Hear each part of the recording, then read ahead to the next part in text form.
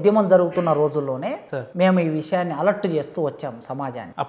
అప్పటి నుంచే ప్రభుత్వం మారినంత మాత్రాన కోస్తాంధ్ర ప్రాంతంలో ఉన్నటువంటి వెలమలు రెడ్లు పోయి, తెలంగాణ ప్రాంతంలో ఉన్నటువంటి కోస్తాంధ్ర ప్రాంతంలో ఉన్న కమ్మలు రెడ్లు పోయి, తెలంగాణ ప్రాంతంలో ఉన్న వెలమలు రెడ్లు అధికారంలోకి వస్తే మొత్తం మారిపోతుందని కలలు కనకండి. ఇక్కడ వ్యవస్థ మారాలంటే ప్రభుత్వ ఆలోచన విధానం మారాలి, విద్యారంగం, వైద్య రంగం, వ్యవసాయ రంగం, పారిశ్రామిక రంగం మారాలి అని ఆ రోజు నుంచి చెప్తూ వస్తున్నాం. ఇవి మారాలంటే తెలంగాణ సమాజం చైతన్యవంతంగా ఉండాలి, పౌర సమాజం అలర్ట్గా ఉండాలని చెప్తూ వచ్చాం.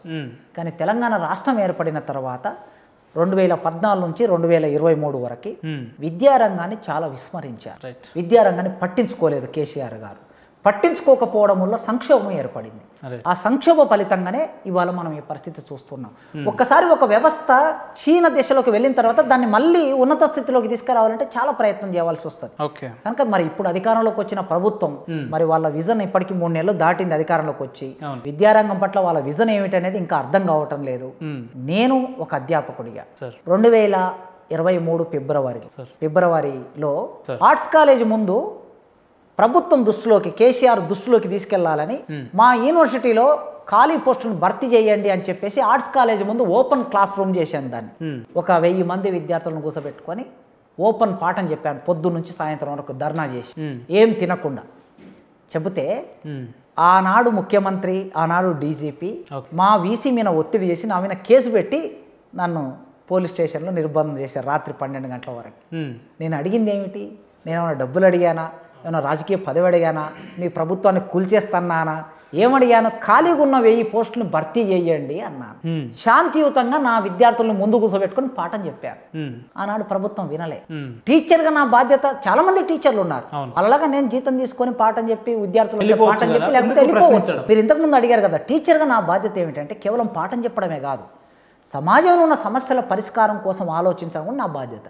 ఎందుకంటే సమాజంలో ఉండే ప్రజలు వాళ్ళు పన్నుల రూపంలో డబ్బు కడితే, ప్రభుత్వానికి డబ్బు పన్నుల రూపంలో కడితే ఆ డబ్బే నాకు జీతంగా వస్తుంది కదా.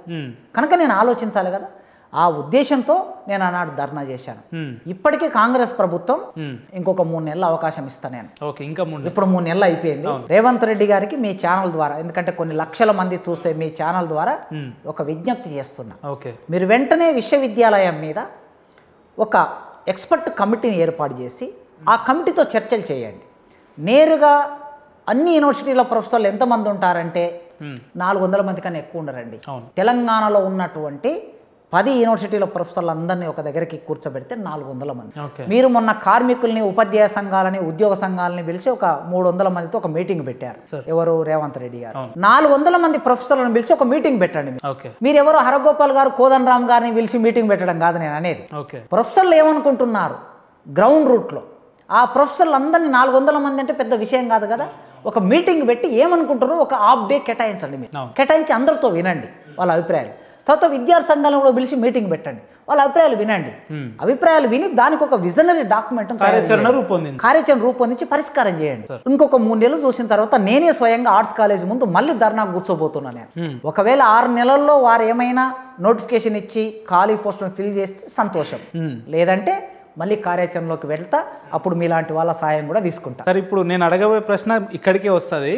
చాలా మందికి కాసిం సార్ కులాంతర వివాహం చేసుకున్నాడు అని చెప్పి తెలుసు, బట్ అవతల మేడం వాళ్ళది ఏ క్యాస్ట్ అనేది చాలా మందికి తెలియదు. మీకు ఇబ్బంది లేకపోతే దాని గురించి కొంచెం వివరణ కావాలని అనుకుంటున్నాం సార్. ఏ ఇబ్బంది, ఏ రకమైన ఇబ్బంది లేదు. ఎందుకంటే మనం భారత సమాజంలో ఉన్నప్పుడు మనుషులందరూ ఆయా సామాజిక అస్తిత్వాల ద్వారానే గుర్తించబడతారు. నేను యూనివర్సిటీలో, ఉస్మానియా యూనివర్సిటీలో చదువుకునేటప్పుడు తెలంగాణ స్టూడెంట్ ఫ్రంట్ అని ఒక సంఘం పెట్టాము. ఆ సంఘంలో నేను రాష్ట్ర కన్వీనర్గా పనిచేస్తున్నాను.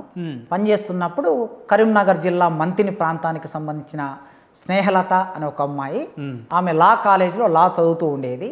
అట్లా మేము యూనివర్సిటీలో మేము చేస్తున్న కార్యక్రమాలను చూసి, అప్పటికి ఆమె మహిళా సంఘంలో పనిచేస్తూ ఉండేది, చైతన్యవంతంగా ఆలోచిస్తూ ఉండేది. మా సంఘంలోకి వచ్చింది, విద్యార్థి సంఘంలోకి రాష్ట్ర కమిటీ సభ్యురాలుగా ఎన్నుకోబడి హైదరాబాద్ జిల్లా కన్వీనర్గా పనిచేసింది టీఎస్ఎఫ్, తెలంగాణ స్టూడెంట్ ఫ్రంట్కి. ఆ క్రమంలో మా ఇద్దరి ఆలోచనలు కలిశాయి.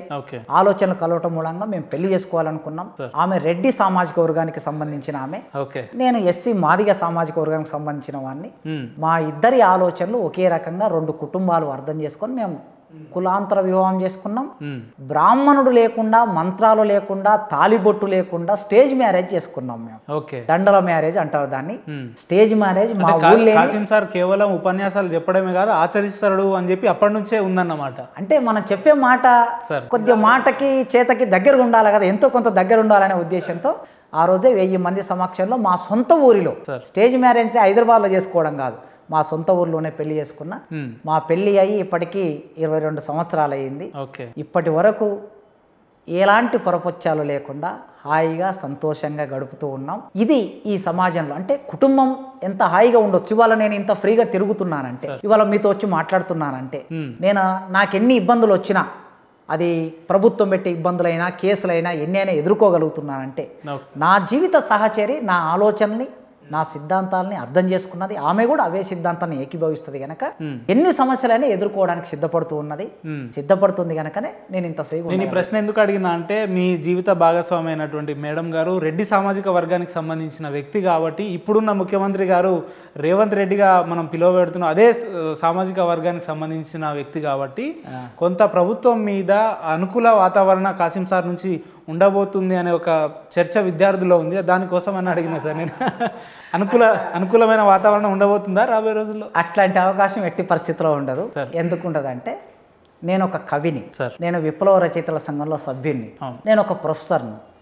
అంటే నేను ప్రజాపక్షం వహించే ప్రతిపక్షమే మాది. ఎప్పుడైనా ప్రజాపక్షం వహించే ప్రతిపక్షం ఎప్పుడైనా ప్రతిపక్షమే కనుక ప్రతిపక్షంలో ఉండే మాకు రాజశేఖర్ రెడ్డి ముఖ్యమంత్రి ఉన్న రోజుల్లో నన్ను, నా భార్యని ఇద్దరిని అరెస్ట్ చేసి మహబూబ్ నగర్ జైల్లో 4 రోజులు పెట్టాడు. 4 రోజులు రాజశేఖర్ రెడ్డి, మరి ఆయన రెడ్డే కనుక ఆ రోజే జైల్లో పెట్టాడు. ఆ తర్వాత మళ్ళీ మొన్న కేసీఆర్ గారు నన్ను తీసుకెళ్లి జైల్లో పెట్టాడు.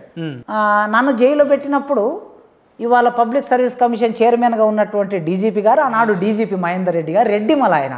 కనుక మేము కలిసి జీవితం అనేది ఒక ప్రయాణం మాది.